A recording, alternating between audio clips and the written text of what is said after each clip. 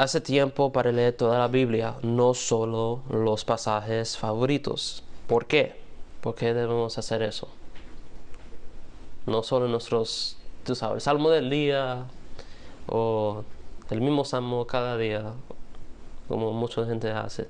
Sí, entonces eso es porque es importante decir y recordar lo que dice la palabra de Dios, que toda escritura es inspirado por Dios y útil.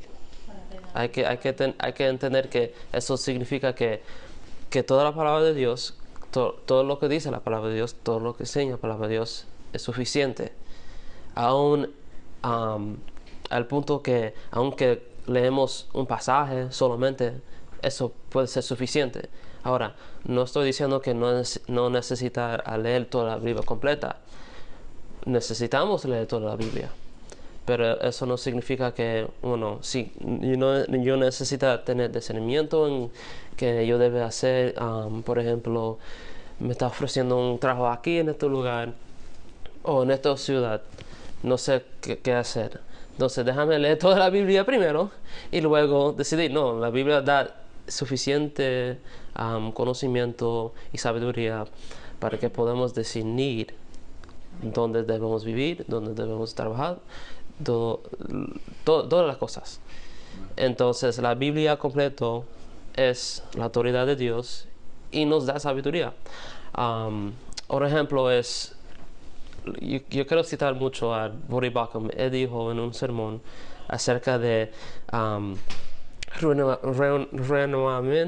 renovamiento tu mente por el Espíritu Santo, como dice Romanos capítulo 12.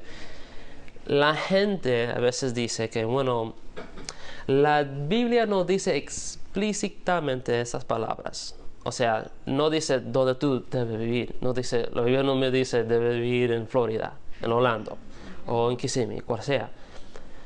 Pero si leemos la Biblia en su contexto, si estudiamos la Biblia y no solo un versículo, y tener y orar por discernimiento por el Espíritu Santo, podemos discernir bíblicamente. Porque te doy un ejemplo. Los carismáticos hoy, la manera como ellos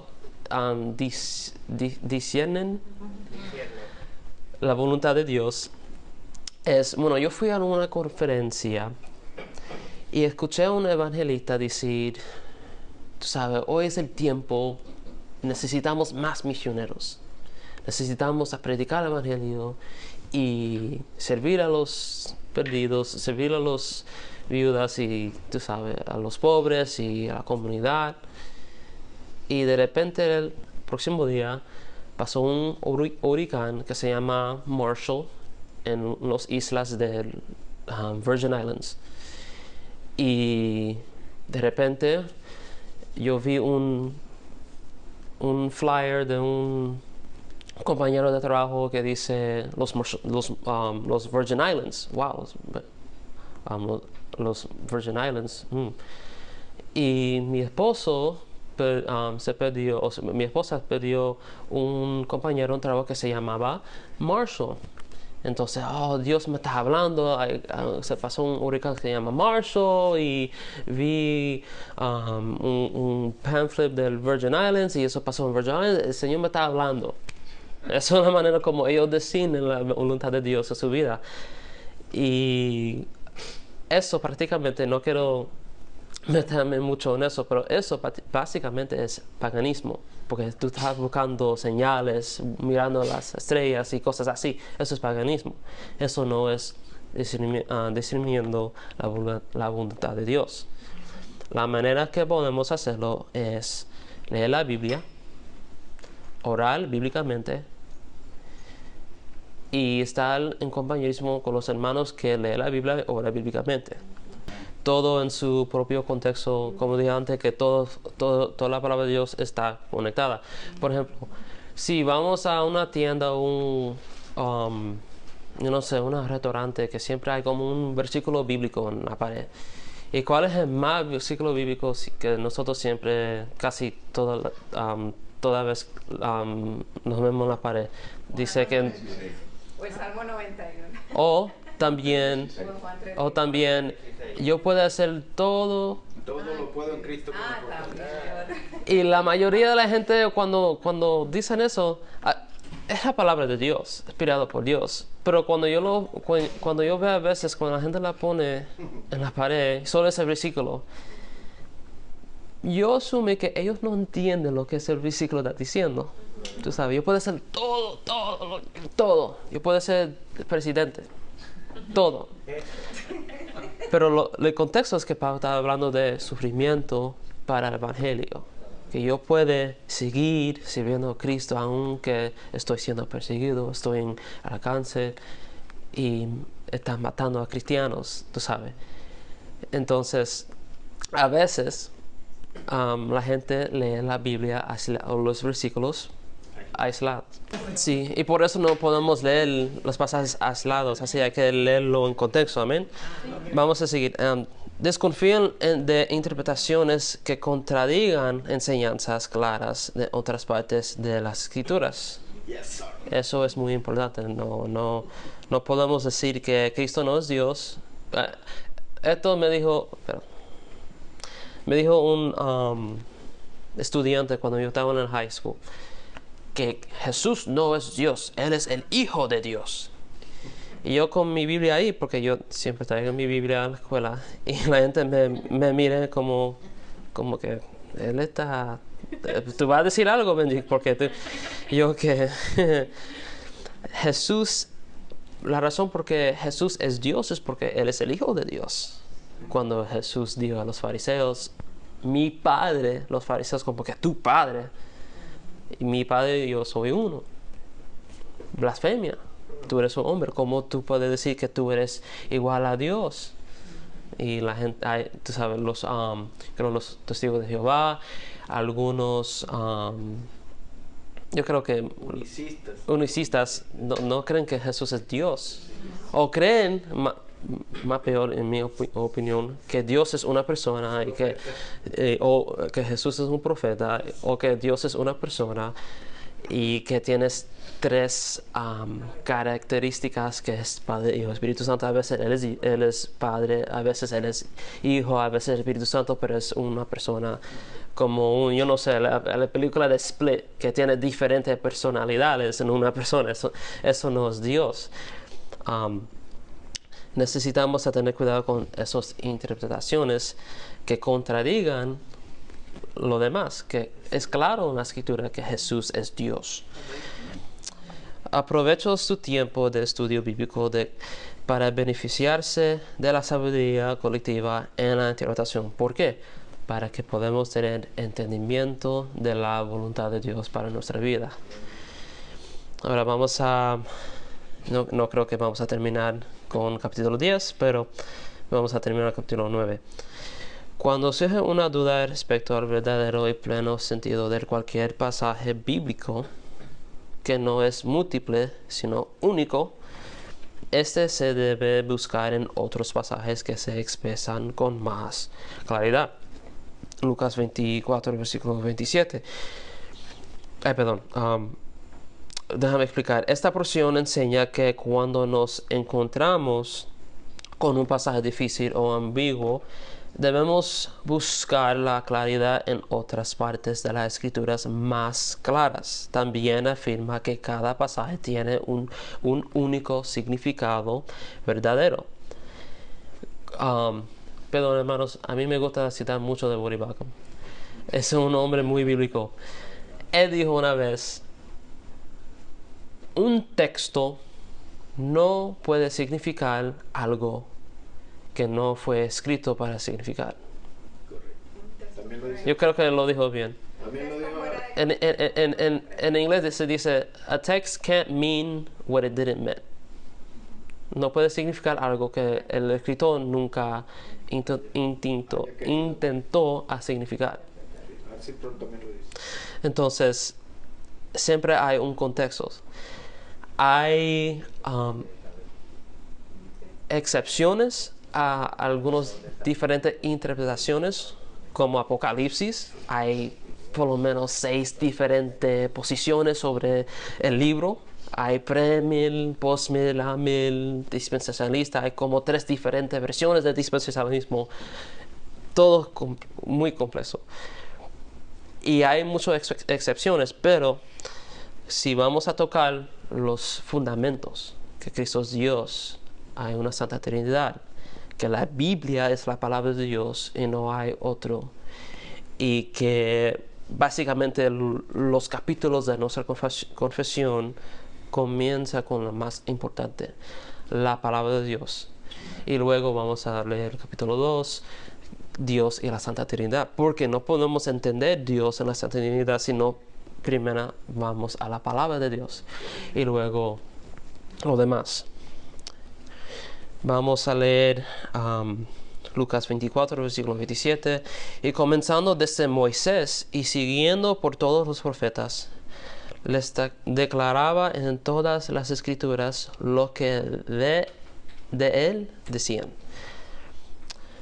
Observar que Jesús utiliza del Antiguo Testamento para explicar su propia misión, demostrando que las Escrituras interpretan las Escrituras. O sea que Jesús no apareció y comenzó a enseñar cosas nuevas.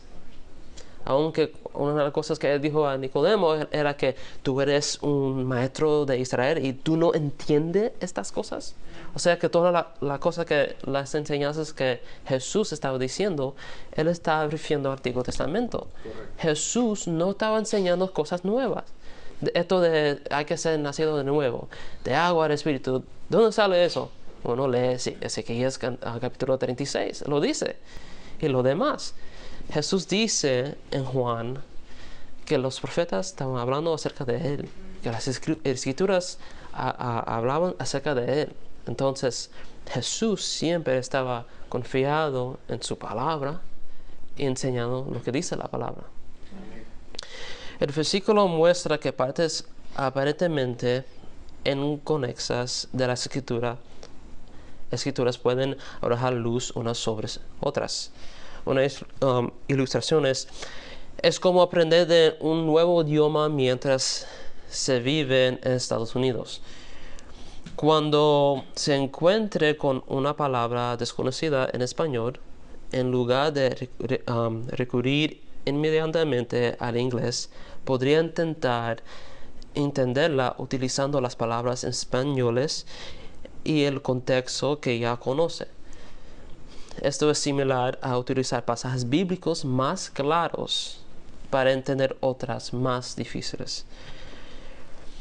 Voy a terminar con algunas implicaciones. Los pasajes difíciles no niegan la claridad de la escritura en su contexto, en su conjunto. El estudio paciente es necesario para una interpretación bíblica adecuada. Y también es peligroso basar doctrinas en pasajes poco claros o aislados, como yo puedo hacer todo lo que puedo en Jesús, que me fortaleza. Eso significa que mucha gente no lee la Biblia en su contexto, los pasajes en su contexto, y hay que tener cuidado con eso. La Biblia tiene una coherencia interna que ayuda a su interpretación. Unas aplicaciones prácticas es cuando se enfrente en un versículo confuso, busque temas relacionados en otras partes de la Biblia. Claro, podemos usar comentarios de Matthew Henry, John Owen, Juan Calvino, pero lo que ellos están haciendo es solo exponiendo lo que dice la palabra.